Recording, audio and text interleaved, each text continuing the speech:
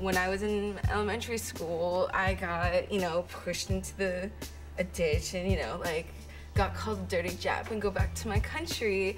And I was only about 8 years old. So I didn't tell my mom because my mom wouldn't understand. I was picked on a lot in elementary school, and you know, kids used to call me stuff. So I want to prevent that from happening to anybody else. I want to prevent anybody else from going through that, you know, in this community or any other community.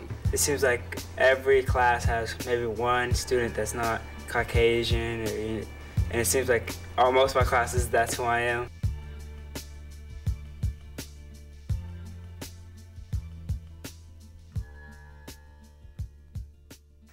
Since January, the Nazi group the National Socialist Movement, or NSM, has been visiting Olympia. They've held white power rallies, they leafleted people's yards, and they've targeted local community members on their website. Why should we ignore the racism that occurs in our town? Why should we let the wind blow away our racism problem to something but the past? Shouldn't we stand up and say with our loud and proud voices, not in our town?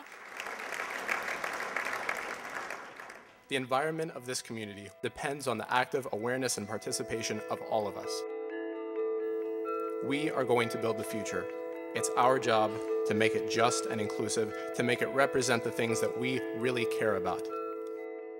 Prior to this event, there was a lack of motivation to do something about diversity or doing something about racism. I think what makes this group special is we don't have that apathy.